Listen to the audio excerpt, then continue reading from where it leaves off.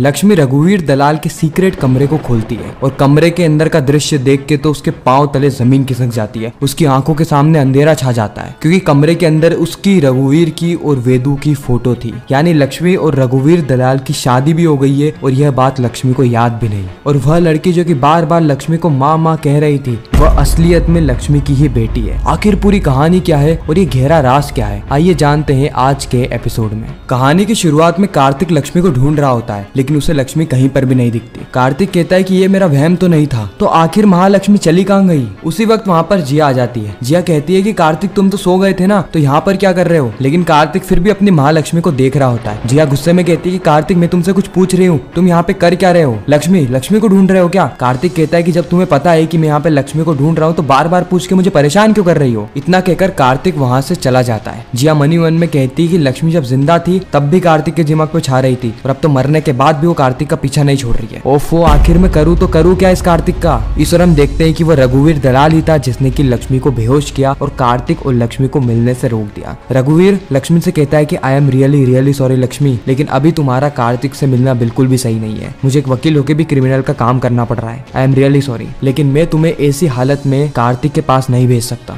इस और गायत्री अपनी पति से कहती है कि उमेश जी आपको नींद नहीं आ रही क्या। उमेश कहता है कि मेरी नींद तो कब से उड़ी हुई है, मुझे तो यह बात समझ में नहीं आती कि तुम्हें नींद कैसे आ जाती है। गायत्री कहती है कि क्या हो गया उमेश जी, आप ऐसी बातें क्यों कर रहे हैं। उमेश कहता है कि तुम तो जानती हो कि हमारा कार्तिक जिंदा लाश बन चुका है। लक्ष्मी के जाने के बाद उसकी जिंदगी रह ही नहीं गई है। उदास बैठा रहता है, ना तो खाता है, ना ढंग से सोता है, ना तो काम करता है, बस अकेला मायूस सा बैठा रहता है। हर टाइम लक्ष्मी के ख्यालों में खोया होता है। गायत्री कहती है लेकिन हम कर भी क्या सकते हैं, वह लक्ष्मी तो छोड़ के चली गई ना, क्या पता उस हादसे में वो जिंदा बची भी होगी या नहीं। अब तो उसको नई जिंदगी जिया के साथ ही बितानी है। उमेश कहता है कि क्या कह रही हो गायत्री, तुम जानती हो ना कि वह जिया कैसी लड़की है। उसने हमारे कार्तिक को मारने की कोशिश करी, हमारे पूरे परिवार को तोड़ने की कोशिश करी और हमने उसको कितनी बार रंगे हाथों पकड़ा है। यहाँ तक कि उसने तो कार्तिक पे केस भी कर दिया था और कार्तिक को हमेशा के लिए जेल भी पहुंचा रही थी। और तुम्हें ऐसा लगता है कि कार्तिक उसके साथ में सुरक्षित है। गायत्री कहती है देखो मैं ज्यादा कुछ तो नहीं जानती, लेकिन मैं इतना जरूर जानती हूँ कि जिया कार्तिक से प्यार करती है और अब कार्तिक की जिंदगी में सिर्फ और सिर्फ जिया ही है। जिया ही कार्तिक का भविष्य है, इसीलिए हमें जिया के हाथों ही कार्तिक को सौंप देना चाहिए। रही बात लक्ष्मी की ना, तो कुछ समय तक लक्ष्मी को याद करेगा, एक समय के बाद तो मरने के बाद हर कोई किसी को भूल जाता है, कार्तिक भी भूल जाएगा। अगले ही पल लक्ष्मी की नींद खुलती है और वो वापस से अपने आप को रघुवीर के घर में पाती है। लक्ष्मी कहती है कि मैं यहाँ पर कैसे आ गई, मैं तो कार्तिक के पास मिलने गई थी ना। फिर लक्ष्मी याद करती है कि आखिर उसके साथ हुआ क्या था, लेकिन लक्ष्मी को कुछ भी याद नहीं आता। लक्ष्मी कहती है कि मुझे रघुवीर जी से पूछना ही होगा। इसीलिए लक्ष्मी अपने कमरे से उठ के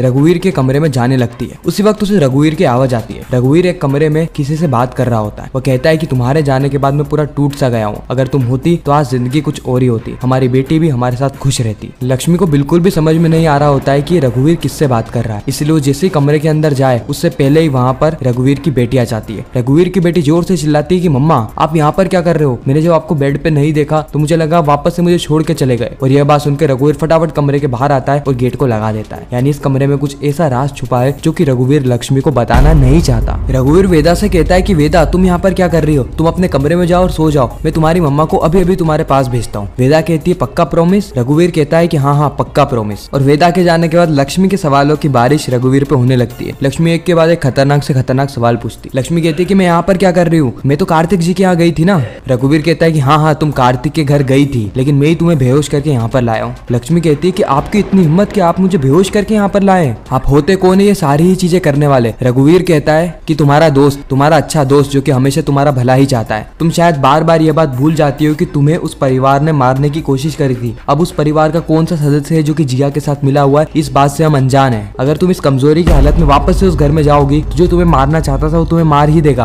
और इस बार तो तुम अपनी प्रोटेक्शन भी नहीं कर पाओगी। देखो लक्ष्मी मेरी बात ध्यान से सुनो, मैं तुम्हारा कोई दुश्मन नहीं हूँ, तुम्हारा एक दोस्त हूँ और एक दोस्त होने के नाते मैं तुम्हें सलाह दे रहा हूँ कि अभी तुम पहले ठीक हो जाओ, उसके बाद तुम्हें जहाँ जाना है तुम वहाँ चले जाना। लक्ष्मी कहती है कि नहीं, मैं कार्तिक जी के पास जाके ही रहूंगी और आप मुझे रोक नहीं सकते। आप एक दोस्त थे ना, तो दोस्त की हद में रहिए। आपने अपनी बेटी को इतना झूठ क्यों बोल के रखा है कि मैं उसकी माँ हूँ, मैं किसी की माँ नहीं हूँ। आप अपनी बेटी को सच बता दीजिए और मुझे कार्तिक जी के पास जाने से रोकिएगा मत। रघुवीर कहता है कि सुनो, तुम्हें इस वक्त भले ही मैं बुरा लगूं, लेकिन मैं तुम्हारी भलाई ही चाहता हूँ, इसलिए मैं तो तुम्हें यहाँ से जाने ही नहीं दूंगा। लक्ष्मी यहाँ पे जबरदस्ती जाने की कोशिश करती है, लेकिन रघुवीर लक्ष्मी का हाथ पकड़ लेता है और उसे वेदा के कमरे में धक्का देके गेट को लगा लेता है। इस ओर लक्ष्मी चिल्लाती रहती कि रघुवीर जी आप बहुत गलत कर रहे हैं, गेट को खोलिए, मुझे कार्तिक जी के पास जाने दीजिए। लेकिन रघुवीर गेट को नहीं खोलता है। रघुवीर गेट पे सर टिका के कहता है कि लक्ष्मी काश मैं तुम्हें सारा ही सच बता पाता। इसका मतलब यह है कि रघुवीर लक्ष्मी से एक बहुत बड़ा राज छुपा रहा है और इस राज का कनेक्शन कहीं ना कहीं उस कमरे से है जिसके अंदर रघुवीर ने लक्ष्मी को नहीं जाने दिया। इस और वेदा कहती है कि मम्मा पापा ऐसे ही है, वो हमेशा अपनी मन की करते हैं, उनकी इच्छा होती है तो वो घर में हमें बंद करके चले जाते हैं। मेरे साथ भी वो हर बार ऐसा ही करते हैं। लक्ष्मी इस वक्त सोच में पड़ जाती है कि आखिर वो करे तो करे क्या। लक्ष्मी मनी मन में कहती है कि मुझे यकीन नहीं होता है कि रघुवीर जी हैं जिन्होंने कार्तिक जी का केस लड़ने में मेरी इतनी मदद की थी। पता नहीं ये कौन सा रूप है इनका, जबरदस्ती मुझे वेदा की माँ बनाकर आखिर ये करना क्या चाहते हैं। अगले ही पल कार्तिक किचन में लक्ष्मी को देखता है और लक्ष्मी को देखते ही वो उससे गले मिलने लगता है। कहता है कि लक्ष्मी मुझे पता था कि तुम एक दिन लौट कर आ जाओगी लक्ष्मी, मुझे पता था। और उसी वक्त जिया कहती है कि मैं लक्ष्मी नहीं जिया हूँ कार्तिक। और यह देख के कार्तिक जोर से जिया को धक्का मारता है और कहता है कि जिया तुम्हारी हिम्मत कैसे हुई लक्ष्मी जैसा भेष बनाने की, तुमने लक्ष्मी की साड़ी पहनी, उसके गहने पहने, किससे पूछकर? जिया कहती है कि कार्तिक मैं तुम्हें इतना उदास नहीं देख सकती थी, तुम दिन भर और रात भर सिर्फ और सिर्फ लक्ष्मी को याद करते रहते हो, इसलिए मैंने सोचा कि मैं ही लक्ष्मी बन जाती हूँ। लक्ष्मी के कपड़े मैंने पहने, उसके गहने पहने, उसी की तरह तुम्हारे लिए खाना भी बना रही हूँ। कार्तिक कहता है कि हाउ डेयर यू जिया, तुम्हारी हिम्मत कैसे हुई लक्ष्मी की जगह लेने की, वो मेरी महालक्ष्मी है, उसकी जगह तुम तो क्या इस पूरी दुनिया में और कोई भी नहीं ले सकता। और क्या बताना क्या चाहती हो तुम अगर उसके ऐसे कपड़े पहन लोगी, उसके गहने पहन लोगी, उसके ऐसा काम करने लगोगी, तुम महालक्ष्मी बन जाओगी। महालक्ष्मी बनने के लिए अच्छा दिल चाहिए होता है। फिर मान लो अगर वो तुम्हारे अंदर आ भी गया तो मेरे दिल का क्या करोगी? मेरे दिल के अंदर सिर्फ और सिर्फ महालक्ष्मी बसी हुई है और मैं महालक्ष्मी की जगह किसी को लेने भी नहीं दूंगा। इतना कहकर कार्तिक गुस्से में वहां से चला जाता है। जिया मनी मन में कहती कि लक्ष्मी मरने के बाद भी मेरा पीछा क्यों नहीं छोड़ रही है।